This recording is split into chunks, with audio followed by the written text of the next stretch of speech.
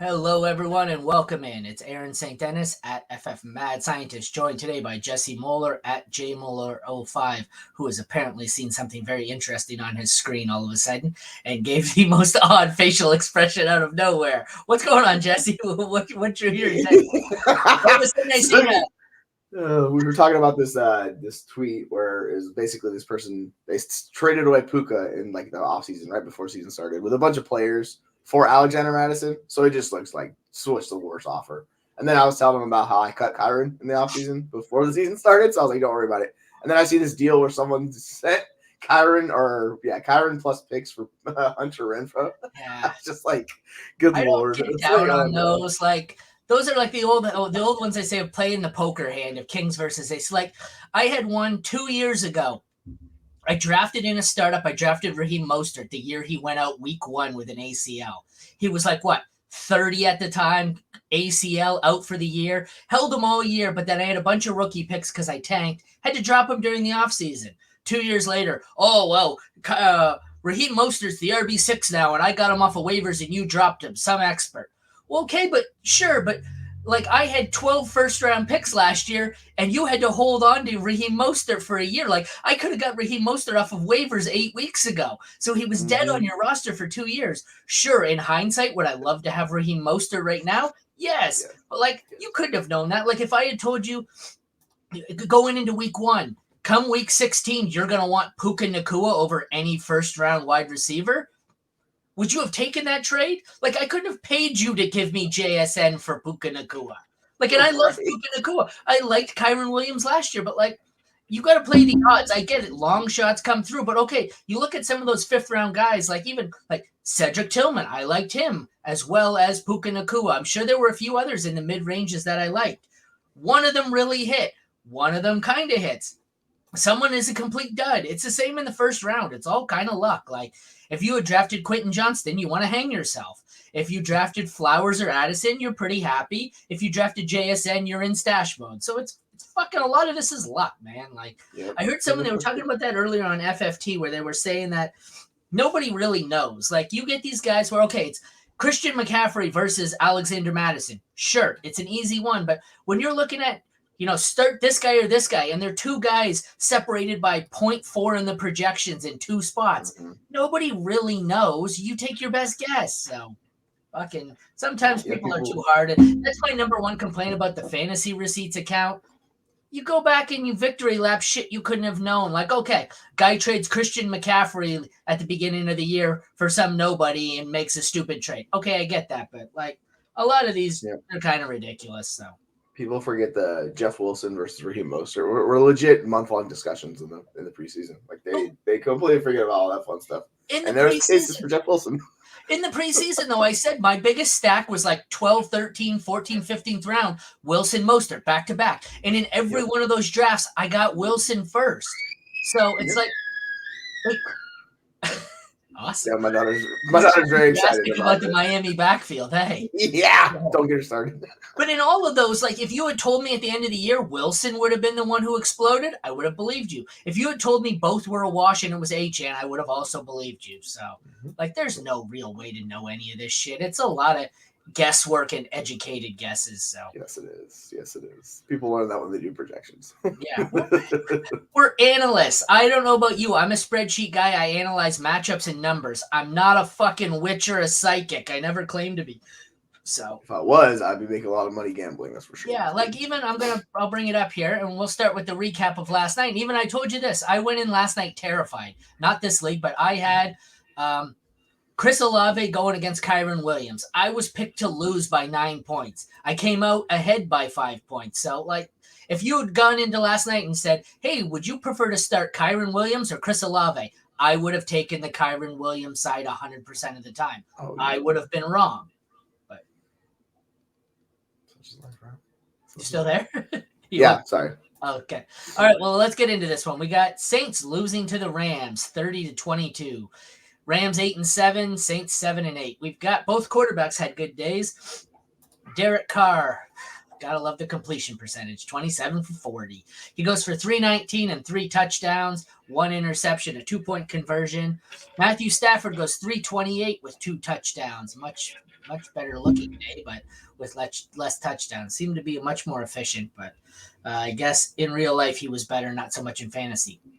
The running backs, we had Kamara puts up 19 rushing yards on 9 carries, 5 for 16 through the air. So he was saved off of the receptions in this league because I believe it's full PPR.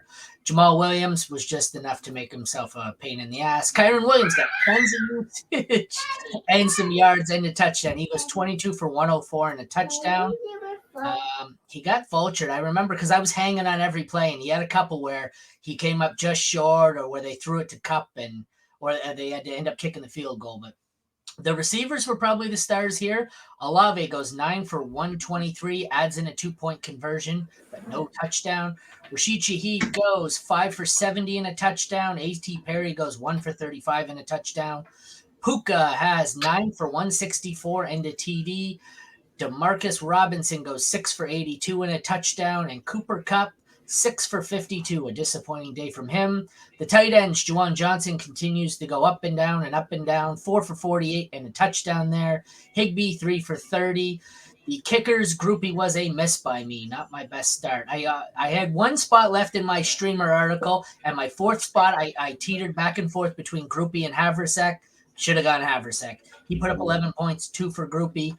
I sat the Saints everywhere. It was good. They put up 1.5, and the Rams put up 9.5. They were not great, but they got you by. Anything you need to start with here? What do you think? Yeah, we can hit Derek Carr up. This was his highest fantasy game since week 13 of 2020. So I know we're talking about Carr doesn't have the ceiling. Of course, he goes out and shows that he actually has a ceiling. So if you started Carr, congrats to you. No, there was no way I was starting him. So, but overall, it was just a great fantasy game. A lot of good points. Both teams. They moved the ball a lot, as you can see by the yardage total, and it was really good. The only disappointing performance is really Alvin Kamara.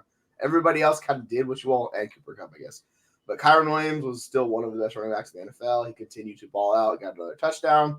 Olave looked great. Like, I was so enthralled with Olave. He's come on so strong. So if you're starting him the second half of the season, you got to love life.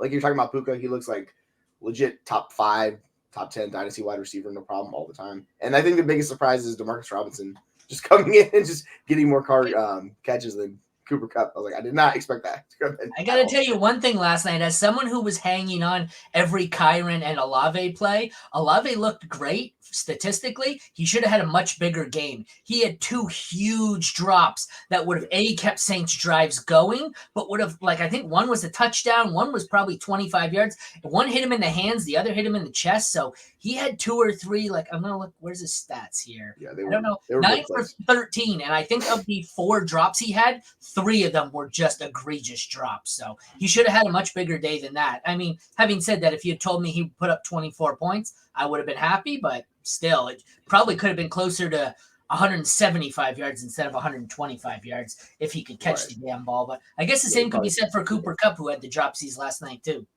Yeah, he dropped that touchdown pass too. So he could have had a much better day. Yeah. And like, even if you went on the Taysom Hill roller coaster, this is the bad side of variance working against you. So if you started him, I am sorry, because 0.2 points is going to really hurt you.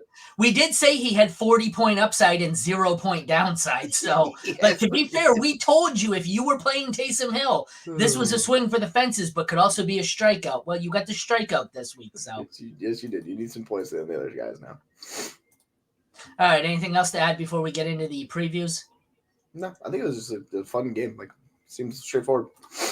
I can't believe. I know the Saints put up a lot of points in garbage time to make it look closer, but I said all week, I'm a Saints fan, and I said the Saints are frauds. Like they've been beat. They talked about the Saints are trending up and they're in the playoff hunt. Well, look who they beat last 3-4 weeks to get into the playoff hunt. Like the second they play a real team, they get their asses kicked in. Like 7-7 in the SEC or 7-7 in the SWAC. Yeah. Like there's a massive difference in the records. It was a 1-score game, but it wasn't really a 1-score game. Like this thing was over at halftime. The Saints were down 20 or 24 at some. Yeah, it wasn't close.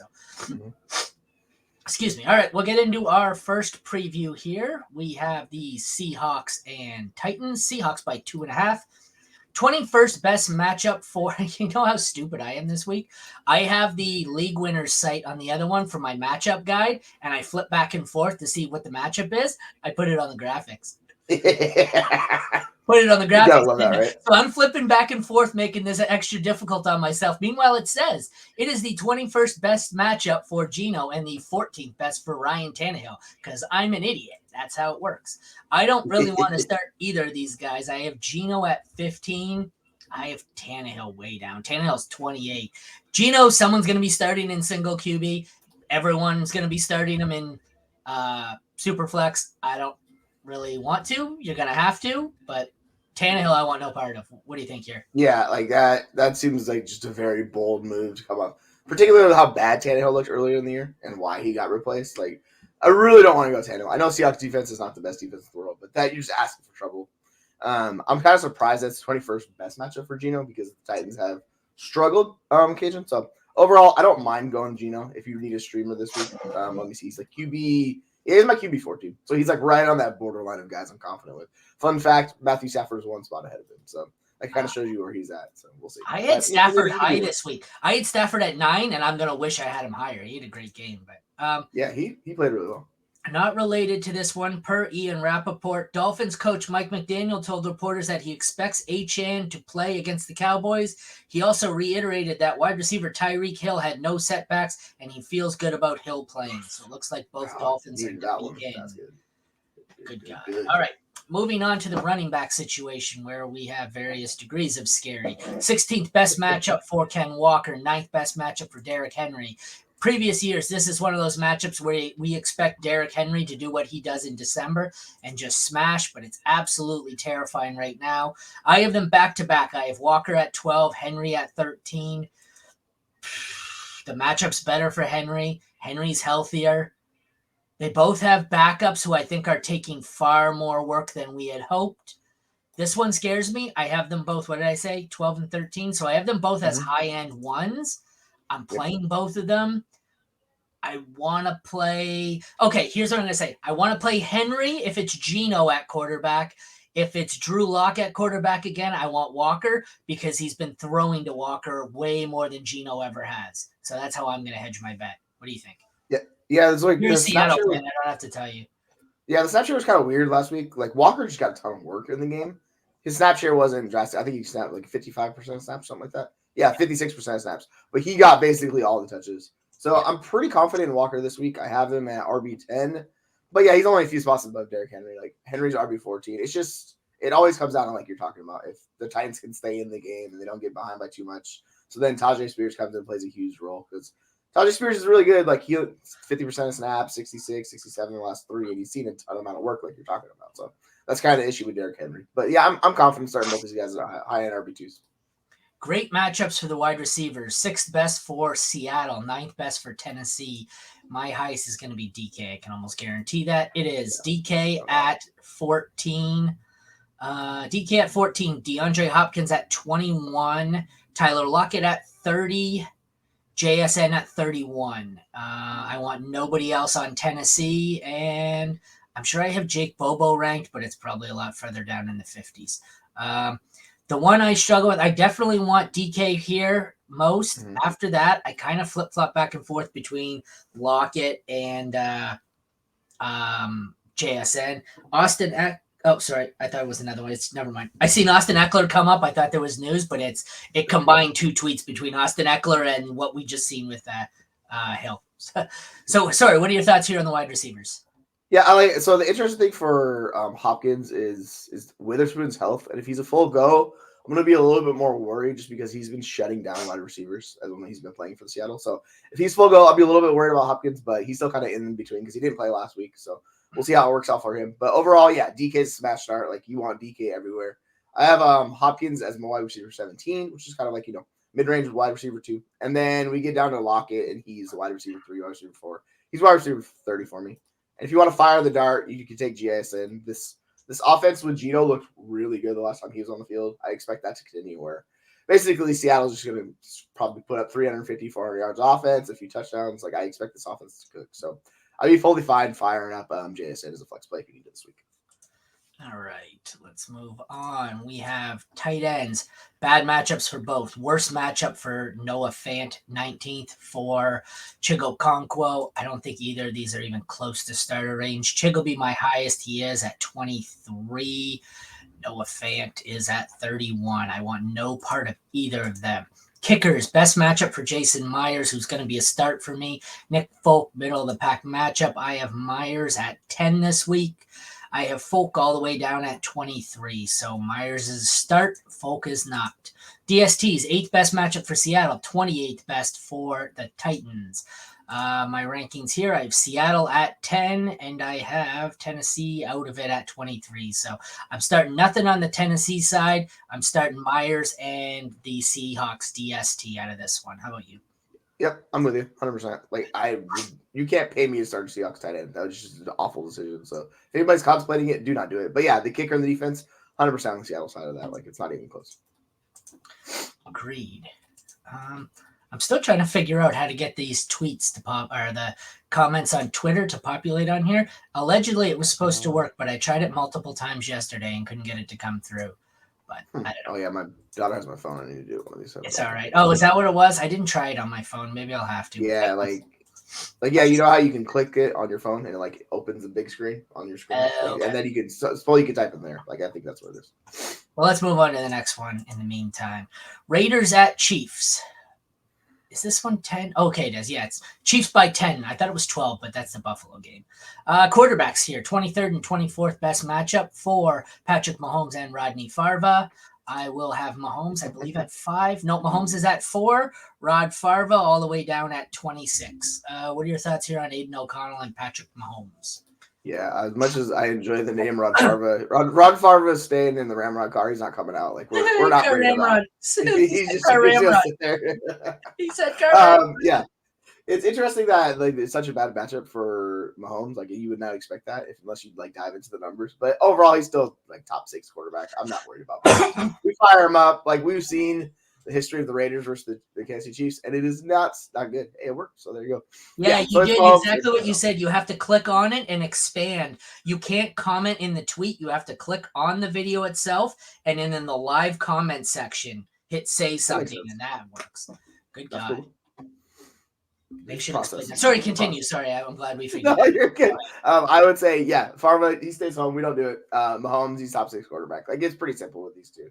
If you're firing up O'Connell, you could do it as super flex as like a dart throw, but you got better options. Like, I almost have to play him because Trevor Lawrence might not play this weekend. I'm terrified of it. So Trevor Lawrence is ruled out, isn't he?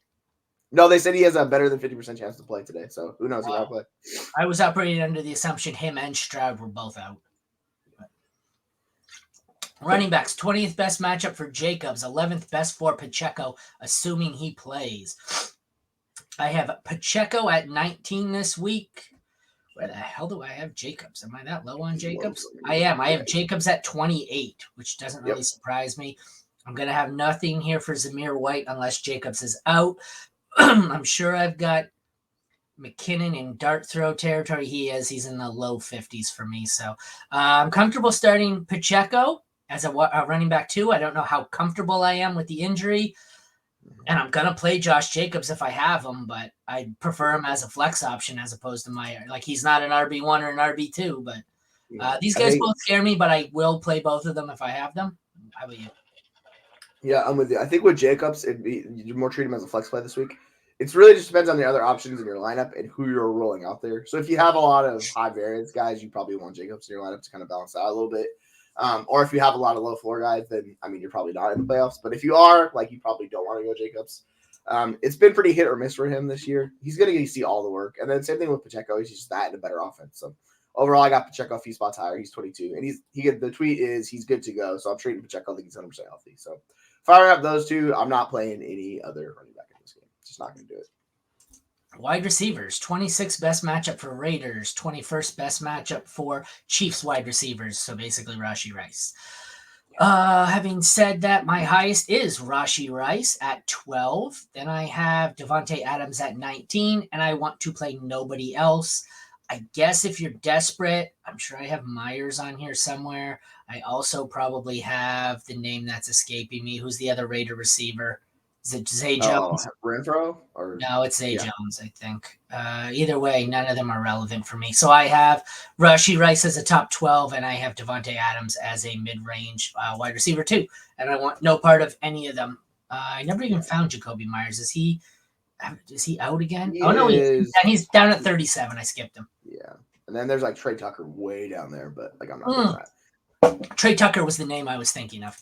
And he's way down there. He's a dart throw. He's a dynasty stash for me. Oh, did you see Hollywood Brown was just ruled out? I did see that. I was not pleased. I actually didn't mind benching him this week. So overall, not the worst case. It's just you know who I feel that offense runs through. It's straight up right. Scatterbrain. But yeah. How do you feel about and Zach Wilson's out? But how do you feel about the receivers in this game? Well, we get completely sidetracked. Yeah, it's Adams, Rice, and then it's really questionable outside of that. Like you could play Jacoby just because it's kind of hyper consolidated. Like we saw how the game was last week. Don't expect anything like that for the Raiders, obviously. But I'm not playing another Kansas City wide receiver. I think Justin Watson's my second highest one. And when Justin Watson's your second highest ranked wide receiver, you don't play any other wide receivers. So it's Rice and Adams are both top 12. Outside of that, it's really questionable. You could go Myers if you are desperate. Tight end, 17th best matchup for Kelsey. Don't care. He's my tight end one. 25th best matchup for Mayer. He is desperation territory for me as a low end tight end too. I guess there's situations where maybe you have to play him, but if he's your tight end, you're probably not still alive in this. Worst matchup in football for Daniel Carlson, who's been bad. 18th best matchup for Butker, who's been better. Butker, having said that, is my 3 on the week. I will play him. Carlson, I don't even know where the hell he is. He's way down now. Carlson's 27. Yeah, he's in a void. DST, 9th best matchup for the Chiefs, 22nd best matchup for the Raiders. Chiefs are my DST 3. Raiders are third last for me. So in this, you are firing up all Chiefs here, Kelsey, Butker, and the DST as must starts, and you are avoiding Hooper, Carlson, and the Raiders DST. I'm pretty confident that you agree with all of that. Yep, play Chiefs, bench Raiders. There we go. Yep, that's exactly what this Seems like I could have saved 4 minutes of talking and just said, play Chiefs, bench Raiders. Don't you love that? Sometimes we like go through a whole spiel and then you're like, I didn't realize how easy it was going to be. Like I knew which Chiefs I wanted to start, but I didn't realize how out I was on the Raiders till I looked at them like, yeah, I'm way out. So yeah, right. Moving on, Patriots at Broncos. Broncos by 6.5. We have Bailey Zappi gets the 11th best matchup. Russell Wilson gets the 27th best matchup. Wilson is my QB 14 on the week. Bailey Zappi is in the land of misfit toys down at 27. I want no part of Zappi, and I want Wilson. I have a couple of leagues where I might have to go to Wilson. I don't hate it. I don't love it. Don't love against this Patriots matchup, but Falcons have been fined $75,000 for Arthur Smith, blah, blah, blah. Injury report policy. They should fine him for being a shitty coach is what they should do. Oh, that's the whole Bijan thing, right? Like that's ridiculous. They should fine him for the way he uses him, not the way he puts him on the injury report. I love how the NFL just throws out fines left and right. Like, oh, you hit this guy, here's $40,000. Like they're just stealing money from people. But back to this, yeah, I don't know what we're like. Why would you play Bailey Zappi in this game? He is very, very low. He's QB 29. And like Russ, because the matchup's so bad, he's QB 18. I do have to start him in Superflex League. Not thrilled about it, but it is what it is. That roster is so good outside of the quarterback, so it's just like those guys are carrying me. But overall, yeah, you could play Russ. He's in one QB, like he's more on that borderline, but I think there are better options to stream as opposed to Russell Wilson this week. So ideally, it's not playing as a quarterback. Running backs. We have second best matchup for the Patriots. Don't know what the deal is with Stevenson. You have any? He's out there. They said they didn't see him at practice today, yeah, so okay. I'm gonna assume he's out. But it's what I was assuming too. I just knew it wasn't official. 17th best matchup for the Broncos here. So let's check. I feel like I have Elliott lower, but I think I'm gonna change that. I do. Where the hell is he? I'm looking for Javonte. I can't find him. I have Javonte at 32. Maybe I expected Javonte to be higher in my rankings than he is. Yeah, he's been such a. Oh, okay. No, I have Javonte. Oh, I have them back to back. Zeke at 20, Javonte at 21. If we get official word that Ramondre's out, Zeke will move up. Yeah. Javonte is likely to move down. I don't hate Javonte. I just don't really want to play him. I think Zeke is more of a high-end RB2 than I have him ranked. He's probably going to move up a bit, but it's tough. There's a lot of guys above him that I probably still prefer over him. What do you think here? This is kind of a tough one for me. I think it's easily Zeke over Javonte, but what do you do with him? Yeah, 100%. Because like the volume Zeke's gonna see is absurd, and it could be like last week with Kansas City where he just does nothing. He gives you 7 fantasy points, right? So that's kind of the decision you have to make. It can be really good. We saw the week before against Pittsburgh. But yeah, I'm gonna basically have Zeke as a borderline top 12 back. I think I have him at 12 right behind Barkley right now. But I'm gonna prefer guys like Ty Chandler, Saquon. I think it becomes a decision with Bijan and those guys. And if you're deciding between Bijan and Zeke, like that's just so disappointing where we're at in the year. But that's where it's going to be for me. I just don't want to play Javonte, to tell you the truth. He's going to be a flex play for me, but I hate this matchup for him. He's been so inconsistent, and he's not been producing. I think he's running back 29 on the year, and it's just not been good. Like I don't want to trust him against this New England defense. So ideally, I'm just pivoting away from Javonte this week. I don't want to put him in my lineups. Wide receivers, 24th best matchup for the Pats, 12th best matchup for the Broncos. Sutton is my highest in this one, and he's probably the only one I'm playing. I've got Sutton at 27. My next highest has got to be Douglas, unless it's Judy. Just a sec. It's Douglas at 51. Oh, Judy's higher. Judy's at 40. So I'm firing up Sutton if I have to as probably a wide receiver 3. Other than that, I don't want Judy or Douglas unless I have just a desperation situation here. What do you think? Yeah, like I'd probably rather play Douglas than Judy just because of how bad it's been for Judy. But like overall, I have Judy ranked a few spots above him. I think Judy's 43, Douglas is 49 in that range, so they're pretty close. Like there's only a few projected points difference between them. Sutton's the only guy I'm putting in my lineup for sure. The other ones are like questionable. And then outside of Judy and Douglas, I'm really not interested in any wide receiver in this game. All right. Tight ends. Best matchup for Hunter Henry. Worst matchup. Well, third worst matchup for Adam Troutman. I don't care. I'm not playing either of them. I have Henry at 17. I have Adam Troutman at like 30, 35. Don't care. Not playing either. Kickers. Ryland at 13. Let's at 9. I'm avoiding Ryland. Let's is my 11, so I'll play him. Ryland is 30 for me. Want nothing to do with him. DST's 14th best matchup for the Pats, 5th best matchup for the Broncos. I feel like both of these are going to be top 12. The Broncos are 5. The Patriots are not. The Patriots are 16 for me. I'm definitely playing the Broncos. I don't hate playing the Patriots here in a desperate situation, but I wouldn't look to if I didn't have to.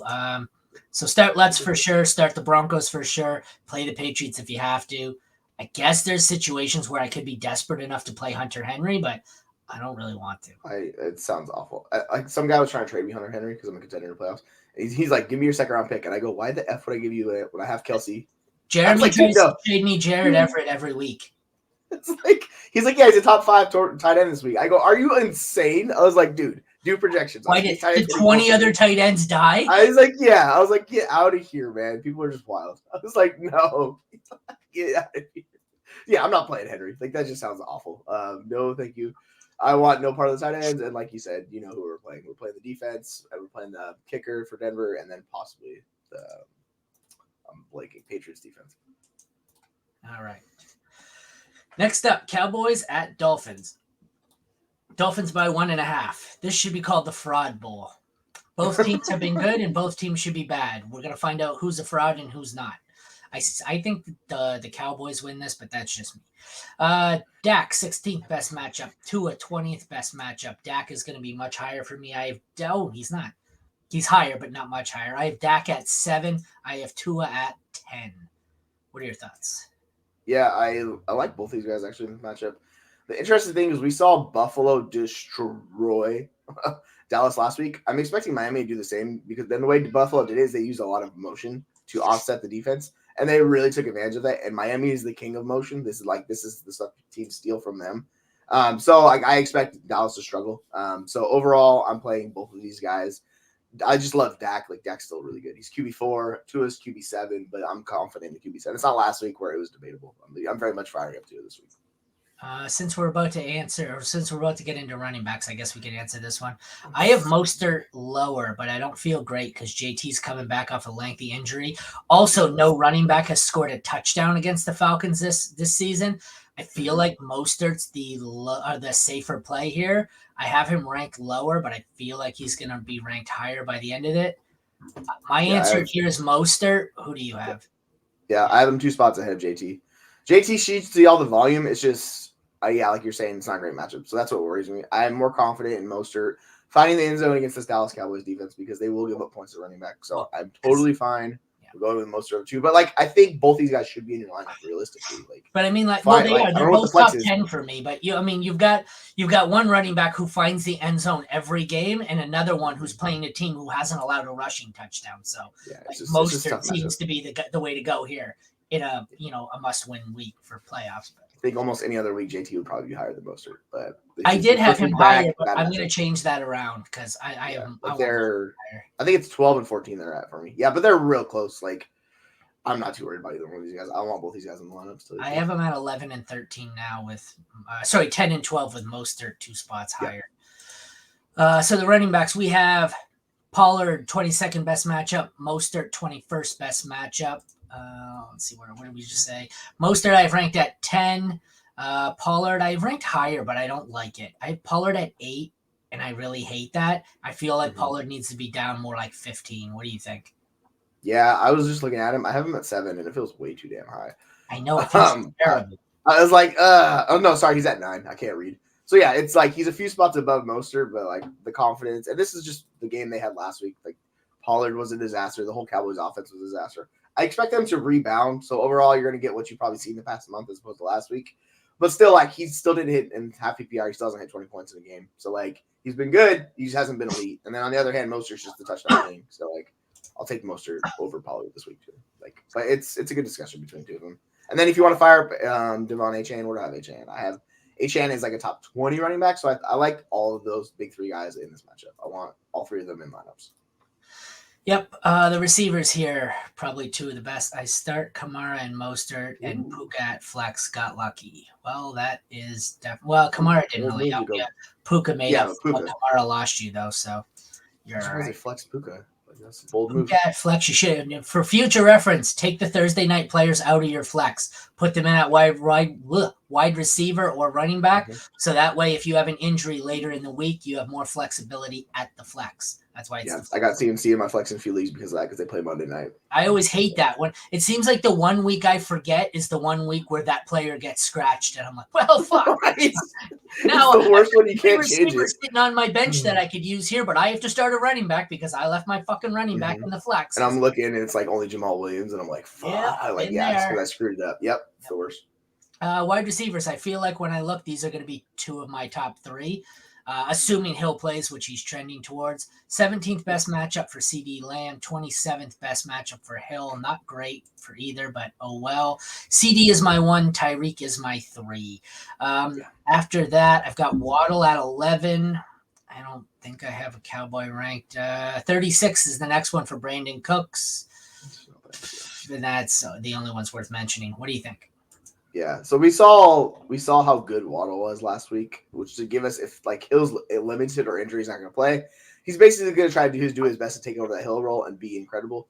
But now that Hill's back and he looks like he's full go, we got you, knock him down. Unfortunately, it's still going to be very high on my rankings because he's a very good wide receiver. But Tyreek and Lamb are top 5. They're both elite must starts. Waddle's wide receiver 14 for me, and I want you to put him in lineups as well. I'm going to play him over guys like Garrett Wilson, stuff like that.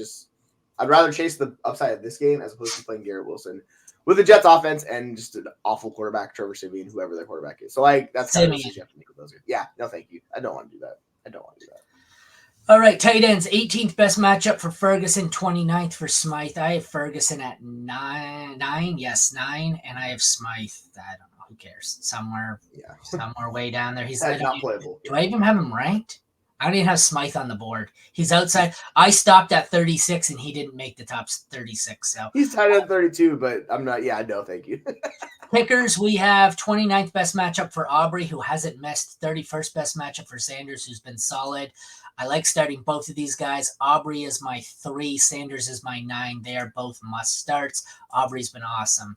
DSTs, bad matchups for both. 18th best for the Cowboys, 31st for the Dolphins. They are still should be ranked half decent. 17 for Miami, 25 for Dallas, which feels really low. I feel like they're both going to be mid-range DST2s that I would like to avoid.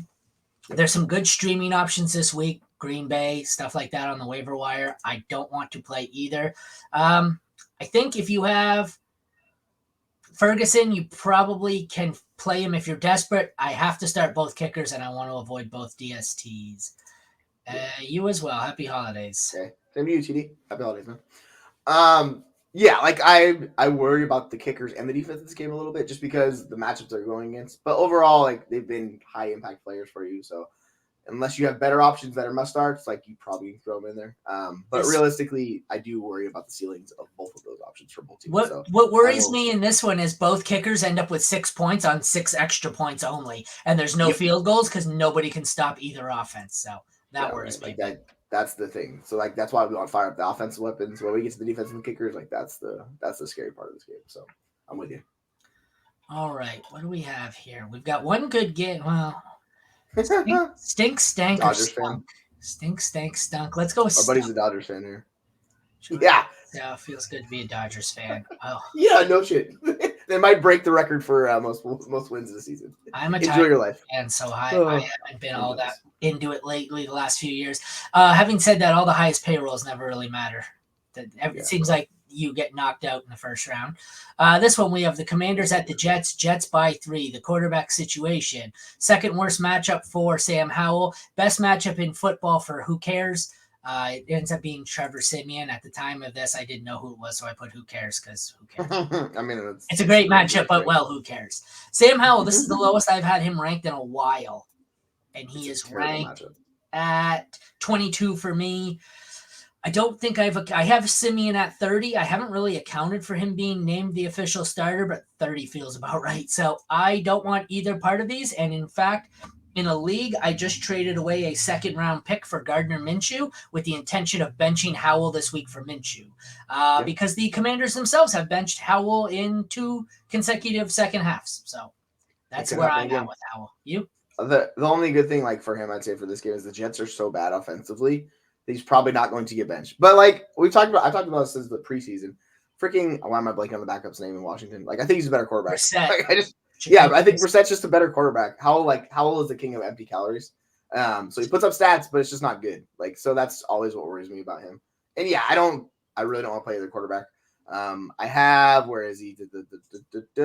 He's 20. Simeon's 25. Among the names of Heineke, Keenum, Stick, Zappy, Rudolph, Levis, and Young. So yeah, no thank you to all of that. If you're desperate, I guess you can play Sam Howell, but I really don't like this matchup for him. Those corners are legit shut down on both sides of the ball, so it's going to hurt the wide receivers. Like, it's just a snowball effect against this defense. This is a very good defense, and I think it's going to be a very ugly game. All right. With that in mind, let's go running backs. 5th best matchup for Jets. 7th best matchup for the Commanders. We don't know. Sounds like Brian Robinson could be back, but we're not sure. These scare me all around. I have Breece Hall at 15. Next up would be Brian Robinson at 40, but I have him as questionable. He scares me. I don't know if he's going to play. If he does play, I think he moves up to more like a 2-3 borderline.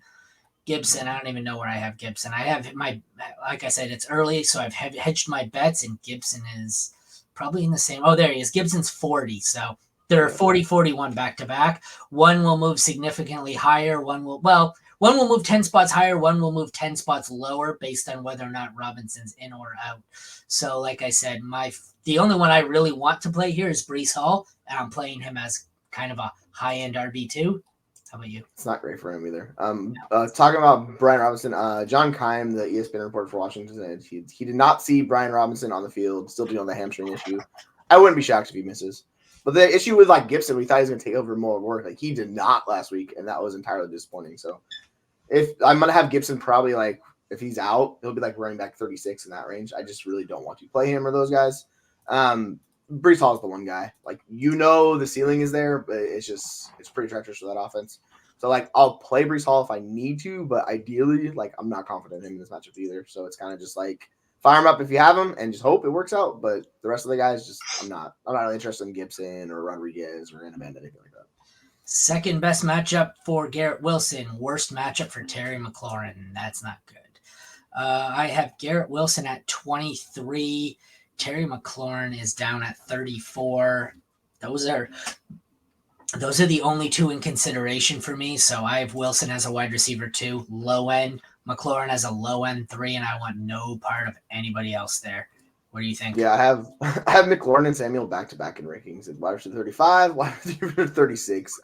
He just won't go away. Scary, man. This game. He just won't go away. It's interesting, like how much people don't like Curtis Samuel, but I'm like, dude, he's literally just playing a major part of that offense. He's gonna see looks, and the thing for him is he gets like these little short stuff right by the line of scrimmage, so it always works out in his favor. So I wouldn't be surprised if he's up there and like leading the team in targets again in this matchup because they really don't want to attack those corners on the outside, so they're going to go against a lot in the slot, which works out for Curtis Samuel. So that's why I have him higher. But yeah, like Garrett Wilson, he's a stud. You just need Trevor Siemian to be good. We don't know if that's going to happen. So Wilson's wide receiver 14 for me, and it's a very treacherous wide receiver 14 play. I feel like it can go numerous ways for him. He'll see the targets. We know that. Outside of that, I have no idea how it's going to go for him. Alrighty. Tight ends. 14th best matchup for Logan Thomas. 22nd best matchup for Ty Conklin. Tyler Conklin is 21 for me. I always call him Ty because there's an old Red Wings goalie who was called Ty Conklin, and I always get the two mixed up. This one plays football, and he's ranked 21st for me. Logan Thomas is 26. I want to avoid both of them. The kickers. 5th best matchup for Joey Sly. 2nd best matchup for Zerline. I think they're both sits for me this week. Joey Sly, 29. Zerline, 21. Zerline, actually, based on the matchup, I do have him in my streamer article as a desperation play. I think he gets you 8 to 10 points. I don't know if he's my favorite option, but I think he will be salvageable. DST's best matchup for the Commanders. 4th best matchup for the Jets. I have the Jets as my DST 4, Commanders as my DST 12. So I am not playing either tight end. I'm going to stream Zerline if I have to, and you're playing both DSTs. They are both decent streaming options. Like I said in that Dallas-Miami game, there are some decent streaming options at DST this week. These are 2 of them. Yeah, 100%. Like, if I'm playing a defense with the 2, it's going to be the Jets just because they're good defense as opposed to Washington, which we know their lack of talent is very big, and you're playing them because the offense they're going against. So, yeah, like you can definitely stream either one of those. That's what happens when you trade away all your good defensive players midseason. Right. Exactly. It tends to not work out well. Okay, we have straight up AFC North or half AFC North? Just let's go big dog AFC North. Big dog AFC North. All right, you may regret that. We have the backup quarterback poll. Bengals by 2 at Steelers. Jake Browning, 22nd best matchup. Mason Rudolph, 9th best matchup. I know I have Browning higher. That should tell you all you need to know. Browning is my QB 19. Mason Rudolph is 29. So in Superflex, you are going to have to probably start Browning if you have no other option. I want no part of Rudolph in any format. How about you? Yeah, I think you can stream Browning against this matchup against Cincinnati. He's been really good. He struggled in the first half last game and turned it on. So if I'm streaming a quarterback, it's 100% Browning. I don't want to go through Mason Rudolph experience. He's just not a good quarterback, and I expect him to struggle immensely. So if we looked at Browning's fantasy points, he's been pretty good. The last 3 weeks, put up 26, put up 23, and 18. So he's been very good for you. Rudolph, on the other hand, it's not great. He only played a little bit, but this offense and quarterbacks kind of suck. So do not play Mason Rudolph. I beg you, do not do it. Running backs, 12th best matchup for the Bengals, 15th for the Steelers. My highest is going to be Joe Mixon. I am sure of it. It is. Joe Mixon has a 18, so a mid-range RB2 for me. Then on to the messy part. Right now I have Jalen Warren at 27, Najee Harris at 32. I don't feel great about it. You could flip-flop either. And I'm going to have to look here, but I'm pretty sure I have Chase Brown. Yeah, I do. I have Chase Brown 3 spots lower. And I don't think I have a preference out of Warren, Harris, and Brown. I think all 3 are in the same range here. Joe Mixon's the only one I really want to play based on volume and his way to relevance. He's, like I said, he's a mid-range 2 for me. The others are threes in desperation flex. If you had to rank them, Najee, Chase Brown, and Warren, how do you rank it? I'll go Warren, Najee, and Chase Brown is how I would play that out. That's how I have it in my ranks too, but it feels gross. Either way, it feels feel really gross. Yeah, like if you're getting into that range of running back, you kind of know the issues with those guys. There's no guys gonna see all the touches or all the work or anything like that, right? Because they'd be higher ranking. So yeah, I'll do Warren just because he's been better than Najee lately, but yeah, that doesn't feel good with him either. So it's kind of just like avoid these guys for the most part. All right, so wide receivers, 18th best matchup for the Bengals, 11th best for the Steelers. We have Chase is out, right, for the foreseeable future? Yeah. Just to confirm, yeah. I thought so. Okay. My highest ranked here is going to be T. Higgins. I can guarantee it. He's at 20. That tells you how I feel about this one. Next, I have Deontay at 33. George Pickens at 47. I have Tyler Boyd ranked lower, I feel like, but Tyler Boyd's probably going to move up somewhere. Oh, he is. He's 48. So I have Higgins as a pretty solid wide receiver 2. I think he's more of an upside wide receiver 2. Deontay's a 3, and this is going to sound scary, but I prefer Boyd over Pickens. How about you? So yeah, I have Boyd above Pickens in my rankings. Like I just don't trust George Pickens, man. Like his issues are not just him; it's the offense on top of it. Like him being a superstar diva. Well, at least he thinks he's a superstar. He has not proven that he is yet. But yeah, I have Boyd at 37 and Pickens at 49. And I really like with Boyd. You know what you're getting. He's very much floor play. He doesn't give you a ceiling. So if you need 10 points, you could probably put Boyd in your lineup, and that'll be fine. If you need more than that, you're going to have to chase the upside with Deontay or Higgins of the two. Deontay's my wide receiver 29. Higgins is 21. The vibes with those two are so much higher than Boyd. Yeah. Boyd's my least favorite fantasy player because there's just nothing. It's just strict floor play every time. I can't stand that. So yeah, that's where I'm just going to stop talking. Pickens really seems to think very highly of himself. That's for damn sure. Yes. 15th best matchup for name a Bengals tight end. Tanner Hudson, I guess, is who we're going with lately. Freiermuth, second best matchup. He'll be higher for me, but I don't really want to start either. I've got Freiermuth at 18, Hudson at 22. I'm sitting them both. Kickers, 10th best matchup for McPherson, 14th best for Boswell. McPherson sits at 13 for me. Boswell sits at 19. I guess you can play McPherson if you've got him. Boswell, I'd like to avoid after he burned me and broke my winning streak last week. DST, 17th best for the Bengals, 19th best matchup for the Steelers. I have Cincy and Pittsburgh back-to-back at 9 and 10. They are both playable, especially with backup quarterbacks going. I feel like I would prefer Cincy because, well, Mason Rudolph. What do you think? Yeah, I'm with you. That's the entire problem with this. Well, not the entire problem, but it's a big part of the offensive problem is the quarterback and Mason Rudolph and how he's just not a good quarterback, so it limits them. Yeah, Aaron does a pretty good job with the visual effects. Yeah, except you can tell when I've had busy weeks where my kid will get to my computer and the starting quarterback will be Chase because that's my kid's name. So every once in a while I'll get one mixed up. I'll copy and paste the wrong stats. So I do my best, right. But they don't always work. Yeah, 100%. To hit on these tight ends real fast, with Freiermuth, I know it's a really good matchup, but this is Mason Rudolph. He's my tight end 23, I think, and it's not great. I'm debating him and Dalton Kincaid in the league, and I really have no idea what to do because that Bills offense has completely shifted, and it's not. You don't want to start Dalton Kincaid either. So, yeah, that's the dart throw tight end position where we're at with those guys. I find, if we're going back to the graphics, I need the graphics myself, and I love the podcasts that have graphics because for me, even the ones where I'll be on a show and they'll say, name this or rank this, and this. I like to see it on the screen because I can't process that all in my head. You'll see me go, okay, how do you rank the Browns and Texans running backs? And I'm going, okay, Browns have this. It's easier to just look at it. I like the visual representation. It's so much easier for me. I don't have the mental capacity to just flow like that. I'm just me either. My brain's like, I work a full-time job. I've got full custody of a 9-year-old. I do not have that. Dad brain has taken over effect here, and I just try to get by. I need these for myself. So. Yep, I'm ready. I had a buddy say once we should not rely on him so much because he listens to the podcast and he has no clue what the hell I'm talking about. So I try to read out the graphics, but we'll move on here. We've got Browns by 2.5 at Texans. Joe Flacco gets the 10th best matchup. Case Keenum, 29th best, so not good. Flacco will be my QB 16 this week, and Case Keenum is going to be way down at 34. Flacco, I like him less than I have in the past few weeks. Having said that, he's still a decent super flex option if you have to.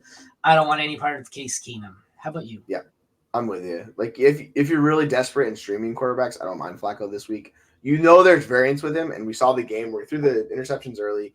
He came back, he threw for like 370 yards, ended up with like 16 fantasy points, even in that same game. So that's kind of the Joe Flacco experience. There's some good, there's some bad. Overall in this matchup, I'm fine having him as a QB2 in Superflex leagues. Like I think he's a very solid start. Keenum, yeah, I'm not doing that against the Browns. That just sounds terrifying. I expect turnovers, sacks, all the whole thing with that. So no thank you to Keenum. He's my QB like 27, I think it is. But yeah, I'm playing Flacco this week.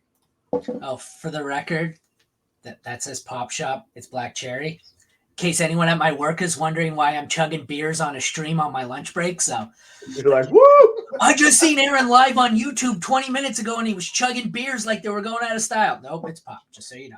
I'm about to go back and drive the city bus. There will be no chugging beers on the podcast for me. Not on lunch hour, anyways. Next week, starting Sunday, when I'm off for Christmas break for 5 days, you may see beer chugging midstream. But for now, we'll move on. 19th best matchup for Jerome Ford. 23rd best matchup for Devin Singletary, who should now be ranked higher.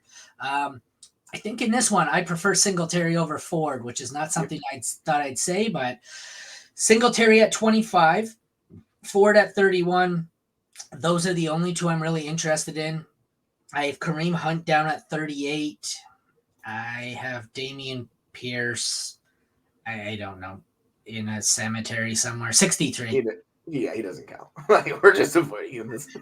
No, thank you. Sorry, Damian Pierce. It's not your year, my friend. I still think you're a good running back, but you are a horrible fit in that offense, and it has shown. It's just not for you, dude. They need to trade you or cut you or whatever. What's funny, because my off-season article for the league winners was moving on from your day 3 fool's gold last year, and the 3 guys I named were Pacheco, Damian Pierce, and Tyler Algier. And like 3 weeks into the season, I got idiot tweet. You're a fucking idiot. All 3 of these guys are crushing. Well, we're 16 weeks in, and Pacheco's been okay. But if you sold high in the other 2, you look like a fucking genius right now. So yeah, I was saying same thing with like Ramondre and Pollard. I was absolutely right on selling Algier and Pierce, and I'm kind of a push on Pacheco right now. But if you had listened, you got at least 2 out of 3 correct. So yeah, my buddy, like right before they drafted Bijan, he traded for Algier, and I was just like, "What the hell are you doing?"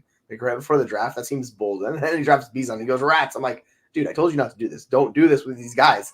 And he's like, yeah, I should have learned. I was like, yeah. So it is what it is. But I'm gonna do the same thing this year. Like, who qualifies this year? It's gonna be what? Kyron. Who else do you think? Kyron? Rashad White's a day 3 guy. There's a few of them. No, Rashad White was a second rounder, wasn't he? Second or third rounder, wasn't he? No, you're right. He might have been round 3. I think he's day 3 or day 2. So, anyways, there's going to be 2 or 3 that I'm going to write up again this year, and everyone's going to say you're a fucking idiot, and then 2 out of the 3 are going to be total duds again. But sorry, back to the running backs here. No, yeah, that's how it goes with those day 3 guys. Like it's super treacherous sometimes. There's no capital. They don't care. There's no loyalty to them. So. Yep. So that's why I say always get rid of them if you can. Like sell them. Like, it's always just sell high, but don't get rid of them. But you can normally cash in like that's at a huge amount, right? Like. Okay, I guess Jerome Ford. Jerome Ford's another example. I don't think his price will be as high because Nick Chubb's going to come back and kill some of that value. But if Nick Chubb wasn't coming back, Jerome Ford would be on that sell high list too.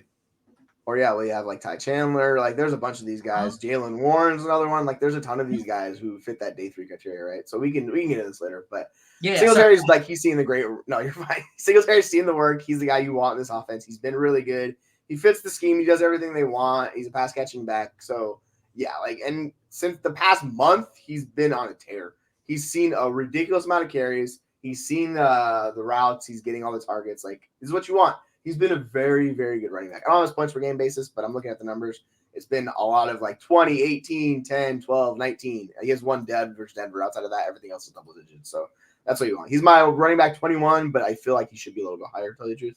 Hunt is my running back 29. And it's just a little bit harder for him to get there with Joe Flacco and how much they're passing. They have an insane neutral pass rate right now.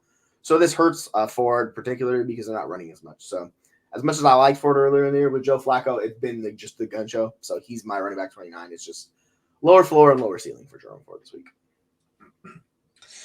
All right, sorry. I got a trade offer in my league. I was just checking. Wide receivers, 20th best matchup for the Browns, 31st for the Texans. This graphic is out of date because I have Tank Dell, and I must have missed that. Like I said, they can't all be winners. Yeah, that just kind of makes me sad.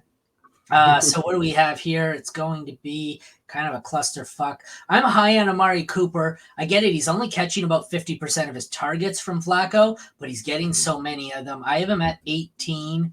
Then the next highest guy on this is going to be Nico Collins, who I don't think plays, but if he does, he's at 31. Then I have Noah Brown at 44. But if Nico doesn't play, Noah Brown moves up to probably wide receiver 3 range. But for me, this one is all about Amari Cooper. He's the only one I'm really comfortable starting, especially with Case Keenum at quarterback on the other side. Yeah, I'm looking at the report right now. It said he took off the red non-contact jersey and he's at practice. So, excuse me, I was reading for Jimmy Ward. I'm an idiot.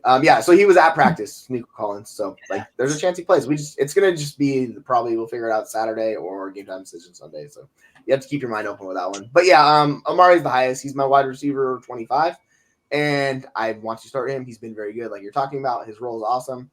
Noah Brown, he will be a volume play if you need him without Nico Collins. So if Nico's in, he's the same thing. If Brown is in and Nico's out, I'll play I cannot talk. Noah Brown as like a volume play, wide receiver 3. I'll tell you one thing I'm looking at. We've got 3 Monday games, right? Yep. Raiders, Chiefs, Giants, Eagles, Ravens, 49ers. For playoffs round 2, we kind of got lucky, though. I mean, there aren't too many players that I can name off the top of my head where we're worried about them playing in that Monday nighter. Like, we don't have any, like, if Nico Collins was your Monday night guy, that's a fucking nightmare. You don't know if he's playing, or CJ Stroud, but like, this is like Jalen Hurts last week. Is the same crap. Like I had to bench Jalen in multiple leagues because I was like, I don't know if he's gonna play. And he ended up playing, but like thankfully we don't have that exact thing going on. Josh Jacobs maybe, but I think Jacobs plays.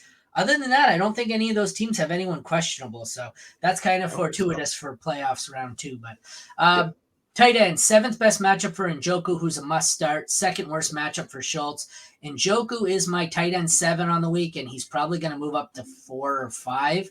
Just seems like some of these guys, like I can't move him above Kelsey, Laporta, Hawkinson, or McBride. I can't move him above my top 4. His role with Joe Flacco is insane. Like it's ridiculous.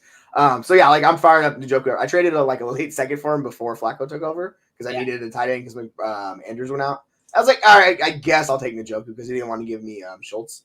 I threw him away as because I have McBride and I have Kittle. I threw him in as a throw-in like 6 or 8 weeks ago in a roster crunch. Though I needed to move someone off my roster, and I was like, well, I'm going to drop Njoku back when he was. I think he might even been hurt then. I'm like, I'm going to drop Njoku. I might as well just throw him in. And I was like, fuck, I kind of wish I hadn't done that. Although having said that, I'm not playing him over McBride anyways. So no, McBride's like my tight end 1. Like McBride's a whole nother. I almost got McBride in deal, but this was before he broke out.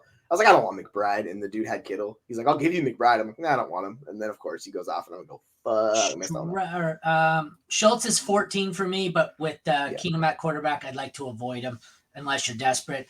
Kickers, Dustin Hopkins has been the 1 or the 2 all year. He gets the 8th best matchup. Fairbairn's back after injury, 3rd worst matchup. It's going to be, where the hell is he? Hopkins I have all the way down. I don't think this is a bad matchup for kicker. Was it? No.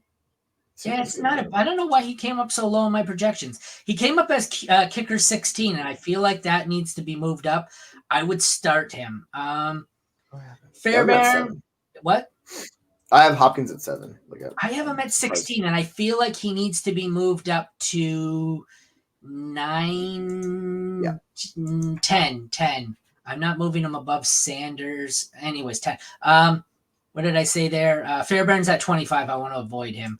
My DST situation here. Browns 25th best matchup. Texans 6th best matchup. Browns at DST 6 for me. Texans at 13. You can play both if you have to. I prefer the Browns, especially with Case Keenum at quarterback. How about you? Yeah, that's the risk again. Like the Flacco is going to leave the Flacco. I can't talk. He's going to leave the Houston Texans. He's like a superhero. He's going to leave the Texans defense with a massive variance in this game because if Flacco is hitting, the Texans defense is going to suck and not do anything for you. On the flip side, if he gets into the turnovers and takes the sacks, there's the variance factor working out in your favor. So I think the Texans are one of the higher variance defenses this week to play. If you want to, ideally, I don't want to take that risk with them. But yeah, I much prefer the Browns this week for defenses. Who do you prefer? This is not related to this game. Dynasty, Anthony Richardson, CJ Stroud. Stroud. But it's really close. They're back to back. Someone's trying to make me a trade because he likes Stroud better, which I do as well. He's assuming Stroud's done for the year, which I don't think he is. Like done for the fantasy year, I don't think he is. Yeah. But he's offering to add in. I wanted him to throw in James Cook because I want another running back to play over John. What? Yeah. He won't. That'd be incredible to get that. No, he won't. He's offering Devin Singletary and Richardson for Stroud. I mean, they're like kind of the same. I have them in the same tier, so I don't really care. So if you're getting a plus, I'd be fine with it. It's just if you expect Stroud to play, like if you're going to use him in the championship, like I think that'd be more important. So like that's the whole thing. And I do, and that's the plan because if he's back, I don't know. Who do they play next week? I don't know. Anyways, the plan was to play him next week if I make it because otherwise I've got to play Howell or Gardner Minshew as my two. They play Tennessee next week, so yeah, I would want Stroud in that matchup 100% if he's going. Which is like, this is weird that his concussion's lingering around longer, so I don't know what's going on with him, but I expect him to play next week. So that means I probably can't make that deal. Yeah, if you got like Cook, then sure, but not for Singletary. Like I think the championship's worth more than getting Singletary. Agreed. Final game: Bills by 12 at the Chargers. We have Josh Allen, 4th best matchup, 25th best matchup for the Easton hockey stick. Josh Allen is my QB2 on the week. Easton stick is back in the hockey bag at 24 where he belongs. How about you? Yes. Josh Allen is him. Easton stick is not him. Like we're just going to leave it at that. You're firing up Allen everywhere. He's incredible. This defense is not good. We want Josh Allen. Easton stick, I wish you the best of luck in this matchup. This is going to unravel for him rather quickly, and I do not like how this game is going to end. So no thank you for Easton stick. I'm not even going to take him as like a QB2 streamer in Superflex. I just don't want to do that. If I had him, I would look to make a trade or do something because I don't want to risk my playoffs on Easton stick. Like that just sounds like terrifying. Running backs, James Cook at 6th best matchup, 14th for Eckler. Never thought I'd have James Cook clear above Eckler, but that's where we are. Cook is my RB5. Eckler is scary how far he's fallen. RB29, good Lord. What are your thoughts here? High end, mid range RB1 for Cook, and then 3 for Eckler? Like, ugh, barf. Yeah, the vibes of Eckler are really bad. He's running back 31, and you know he's going to see volume. They're going to be game script where like this is supposedly where Eckler is good. He just has not been good. I saw his video with on the podcast he does. He said like where he was running 13 miles an hour. He said it's because his ankle was taped weird. He couldn't get any traction, so he couldn't move. He's like, am I slow? And then he went and tested the next day. He said he ran 20.9 miles per hour. So he just hasn't been good though. But he's not officially cooked as everybody says he is. Sorry, I can't talk. Yeah, it's good. Go take a drink, Kirk Herbstreit, while I move on to tight end or to running back or wide receiver here. So we got 3rd best matchup for Buffalo, 23rd best matchup for the Chargers. Diggs is going to be high for me. He is 6. The highest Charger. Who's even left? I think Keenan Allen's out, right? So that leaves what? Palmer, Guyton, Johnston. Palmer's probably my highest, and it's way the hell out there. Palmer. It might even be Gabe Davis next. Like, I don't know. Palmer's now. It's Palmer at 42, Gabe Davis at 40. So I want to fire up Steph Diggs as an absolute must start, and I don't want any of these guys as anything more than desperation. Yeah, like I don't mind Palmer. We know he's going to see the volume, and we saw him bust a big play last week. But overall, yeah, it's Diggs. The interesting thing for Diggs is his offense has shifted, like we're talking about. They're using more 12 personnel. They're heavily involving James Cook. He's running a route on like 30% of the overall dropbacks. It's like an absurd. He's basically doing what CNC and Eckler have done in the past. So his usage is as good as it gets, and it hurts Diggs because they're not running the same amount of plays. So Diggs is moving down. I have him at wide receiver 16 this week because of that. So as great as Diggs been, he's not. I can't talk because I don't know what's going on my throat. But he drops this week for me. So yeah, it's Diggs and Palmer. And I don't find else. That's totally hilarious based on our pre-show conversation that you're having this issue. Because this bothered me in the Thursday night game all last night where Kirk Herbstreit sounded like he was going to choke on his own tongue the whole fucking game, and it bothered me. 40 minutes, an hour in, all of a sudden you can't talk. That's hilarious. I've become Kirk Herbstreit. By the way, we have a question in the comments. I see it. ETN, Henry, Hall, Pollard. 1 sec, let me bring that up. Henry, ETN, Hall, Pollard. The highest for me is Pollard. I have Pollard at 6, ETN at 8, Henry at 11, Hall at 15. So I have Pollard ranked the highest. Oh, I feel like ETN, but I don't like the matchup. Henry's got a great matchup, but I don't love the way he's being used. Ugh. Wow, how do you feel about this one? This one's tough for me. It's tough. I would probably go ETN and Pollard above Henry. And yeah, my daughter's in here now, so expect that. Yeah. So I have ETN the highest, and him and Pollard are the two guys I'm more confident in. So I don't know how many guys you're starting because you just listed them. But Breece Hall is the one I'm not super confident in, and Derrick Henry terrifies me of this group, so that's how I rank it. I think I've got it ETN, Pollard, Henry, Hall. So yeah, take it for what it's worth. ETN and Pollard are tight. It would be ETN if it wasn't a bad matchup, but yeah, and his usage has kind of come down a little bit because he's been dealing with injuries and he's seen a ton of work this year. So like, all right, to wrap it up before Jesse dies, the tight ends, 9th best matchup for Buffalo, 24th for the Chargers. I don't really want either. I have Kincaid at 14, and that's scary as shit. My highest ranked Chargers outside the top 24. I don't want either of them at tight end. The kickers, 24th best matchup for Tyler Bass, 27th best for Dicker the kicker. Bass is my 1 on the week. Dicker the kicker is down at farther down. Dicker the kicker is at 31. I don't want any part of him, so start Bass. Bills DST, 15th best matchup, 30th best matchup for the Chargers. Now you're having an issue streaming to YouTube on yours. Your account's all over the place. As far as DSTs go, the Bills are my DST 2. The Chargers are not. They're way the hell down. They are last. So Kincaid, if you have to.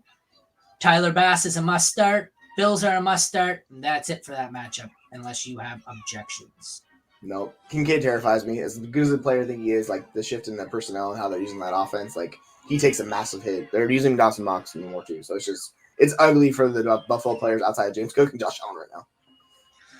All right. Well, that wraps up our Week 16 AFC home game preview. We will be back on Sunday at noon. That's Christmas Eve, I believe. We will be back there for 12 until kickoff for our live sit-start show. So join us then. For Aaron and Jesse, thank you for tuning in to our Week 6 back-to-back days of home game previews. Good luck at Week 16. We'll see you Sunday. I ate the guard.